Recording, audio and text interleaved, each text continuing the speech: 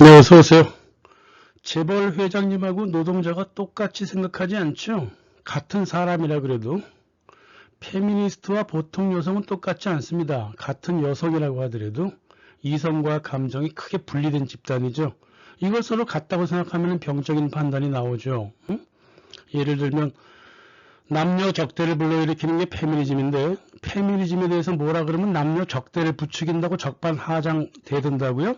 이게 왜 그러냐면요. 여성과 페미니스트를 서로 동일시하기 때문에 그래. 그러니까 그런 착각을 하죠. 자기 혼자만의 망상이죠. 모든 공부란 게 뭐죠? 일단 분리하고 나서 합치는 거잖아요. 그래서 실제적으로나 의식적으로나 페미니즘과 여성은 서로 분리한 다음에 공통점을 찾는 게 그게 정상입니다. 그걸 흔히 우리가 공부한다 그러죠. 그러니까 페미니스트는 공부를 전혀 하지 못했다는 소리란 말이에요. 자기를 객관화 못 시키니까. 또 일부러 그렇게 하기도 해요. 실은 일부러 분리 안 시켜갖고 억지를 부리기도 하죠. 그게 또 페미니즘의 전술이기도 합니다.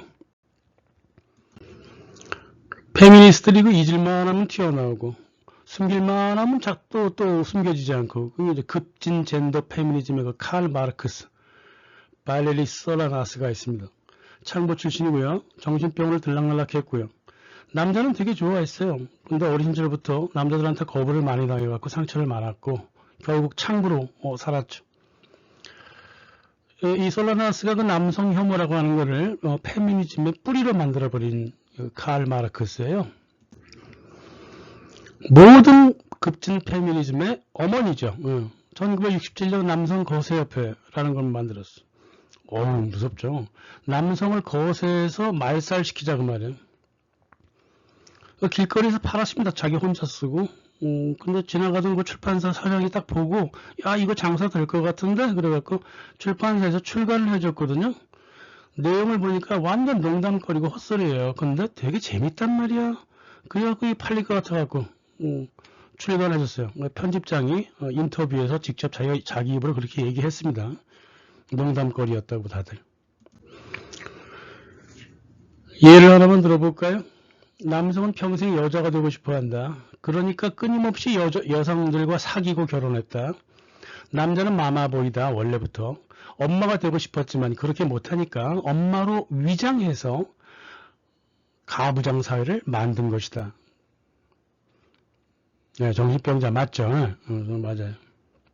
진짜 정신병적으로도 무서운 건 뭐냐면 이 미친 여자가 제안했던 대다수의 제안이 1990년부터 국가 페미니즘으로 정착하기 시작했다는 거예요.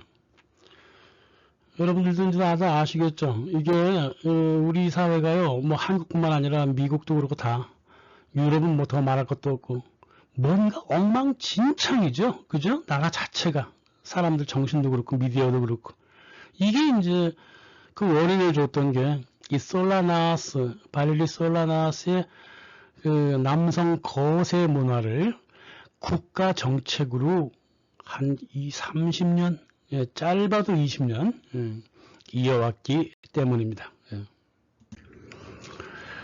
무섭죠?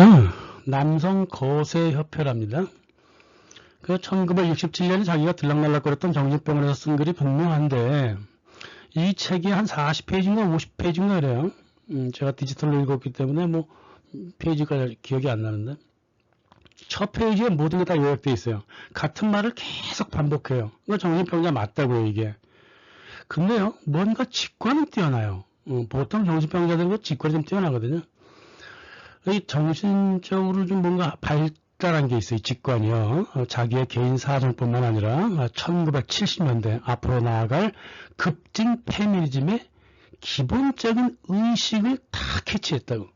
그리고 당대 그 거대해지고 있었던 생명공학 제약회사 욕망까지 다 꿰뚫고 보고 있었어. 그리고 또 달러, 월가의 그 화폐 없는 사회. 이 모두 파악하고 있더라고요. 이렇게 출발을 합니다. 이 사회에서의 삶은 잘해보았자 지루하다. 사회의 어떤 측면도 여성과 관련이 없다. 시민의식과 책임감이 있고 스릴을 추구하는 여성들에게 남은 일이라고 하는 것은 정부를 전복하고 화폐 제도를 없애고 완전 자동화를 도입하고 남성을 없애는 일이다. 남자 없이 아이를 낳는 일도 이제는 기술적으로 가능하지 않느냐. 그러니까 여자만 낳아서 기르자. 딱 이렇게만 이 사회는 가야 한다. 뭐 출판사 편집장이 재밌다 그랬잖아요. 그죠? 헛소리지만 농담하는 얘기지만 재밌더라 그랬다고요. 근데 이 안을 싹 들여다보면요, 이게 참 좀 의미가 있어요. 삶이 지루하다라고 하는 것은, 이 불만은 베티 프리단 이후에 페미니스트의 기본적인 자세였어요. 도바리즘이라고 그러잖아요.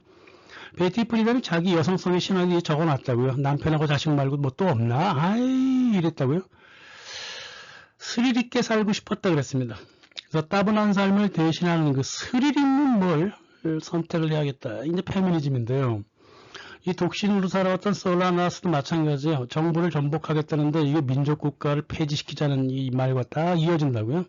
페미니즘과 연관한다면 국가를 페모크라시를 만들자. 이 말이랑 똑같은 거죠.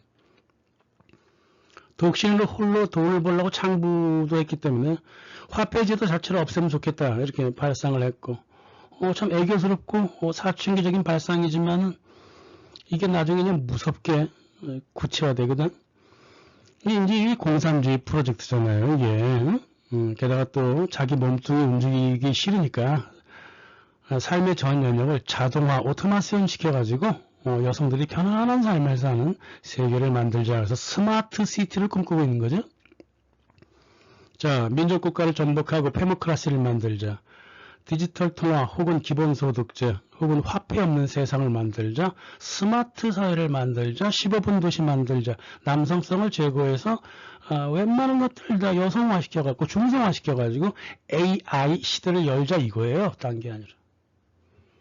1967년에 이런 직관을 보여줬다는 게 전 참 놀랍더라고요. 미친 여자는 미친 여자인데 들을 말이 있더라고요. 자, 보세요. 이 정신병, 이 미친 여자가 제안한 게 바로 이거예요. 저기가 1, 2, 3, 4 적어놨어요. 그렇게.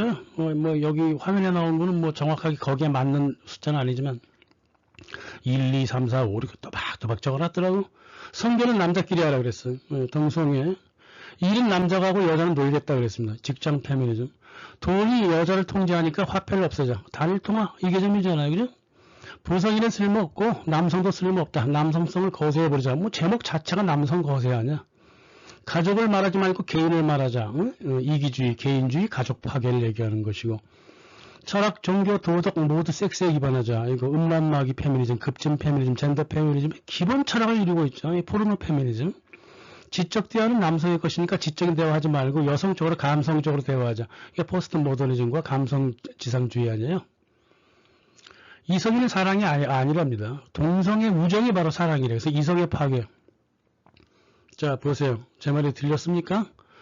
이 미친 여자가 8가지 제안한 거를 모두 국가 페미니즘으로 흡수해가지고 1990년 이후에 전 세계로 퍼뜨린 게 동성애, 직장 페미니즘, 단일 통화 구상, 남성성 거세, 가족 파괴, 음란마귀, 포르노 페미니즘, 포르노 문화, 포스트 모더니즘, 감성 파리, 착한 척 바른 척, PC, 이성의 파괴.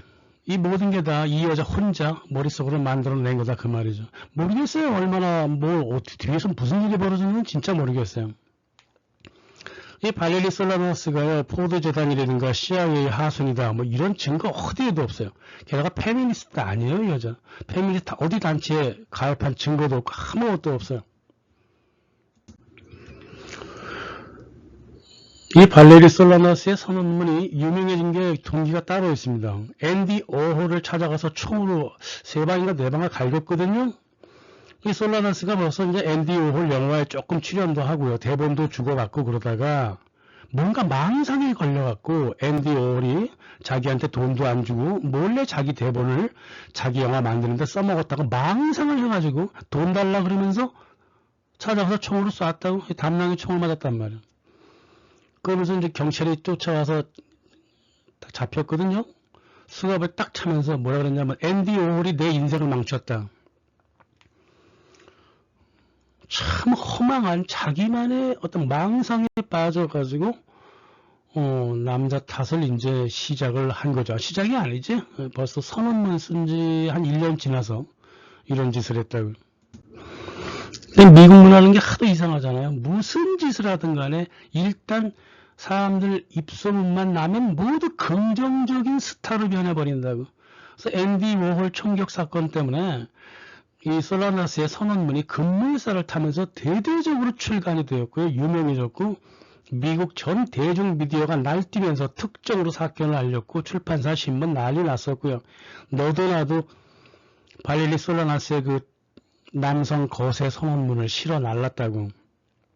오히려 대형 미디어는요, 워홀한테는 관심이 없어. 총 맞은 사람은 앤디 워홀인데, 그래, 앤디 워홀이 굉장히 유명한 사람이잖아. 이 사람한테 관심 없어. 새로 탄생한 이 스타한테 모든 관심을 주게 만들었다. 이거죠.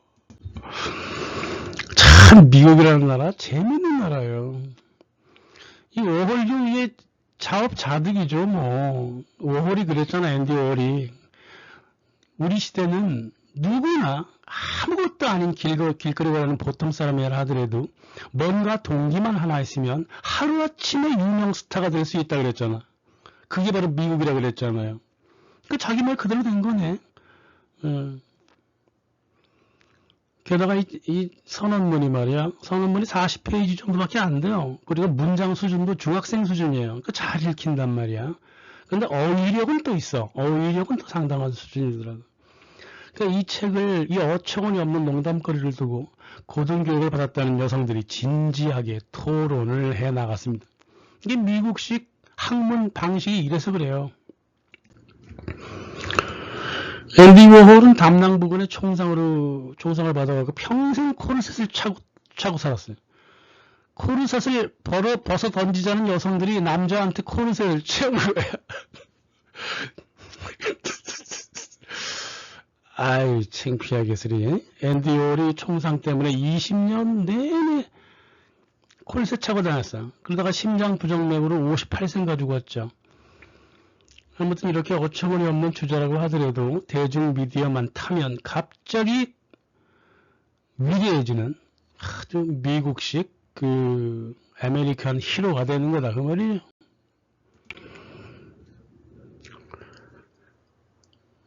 T.Y. 그레이스 애킨슨이 이 선언문을 기반으로 급진 패미 그룹 셀 16을 만들게 돼요. 한 몇십 명 돼요, 멤버가. 그래서 솔라나스의 이 선언문을 성경처럼 취급을 하면서 페미니즘의 새로운 어떠한 그 흐름을 만들려고 했죠. 그래서 로빈 모건도 이 솔라나스의 선언문을 계속 출간하면서 지지하고 뭐 갑작스럽게 일이 막 만들어져. 그래갖고 결국은 1970년 뉴욕 급진 페미니스트 깽단이 만들어진 거예요. 응? 남자들 모두 때려 죽이자 이런 거. 글쎄 당시 포드 재단이 이 모습을 보고 가만히 있었을까? 포드 재단이 이 움직임을 만들었다 이렇게 보기에는 좀 무리가 있지만은 이 포드 재단이 가만히 앉아 있었다? 그 당시 포드 재단 이사장이 맥조지 번디예요. 마당발에다가 문화운동, 페미니즘 운동에 돈을 엄청 쏟아붓고 있었다고.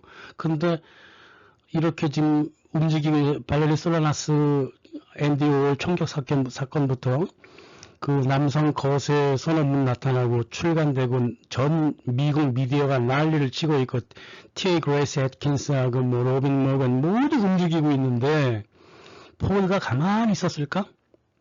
말도 안 되는 소리죠. 응? 포드 재단은 특히 맥조지 번디가 페미니즘에 관심이 되게 많아갖고 미국 최대 그 페미니즘 단체 전미 여성기구한테 계속 큰 돈을 주고 살았다고.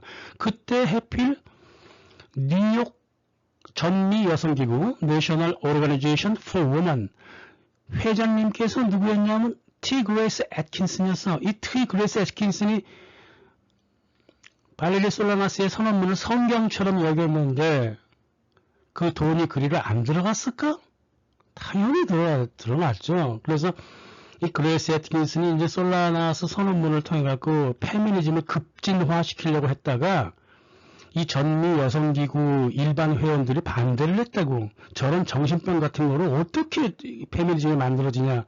그래서 1년 동안 싸우다가 그냥 지갑 탈퇴해버렸어요. 살퇴해버렸습니다.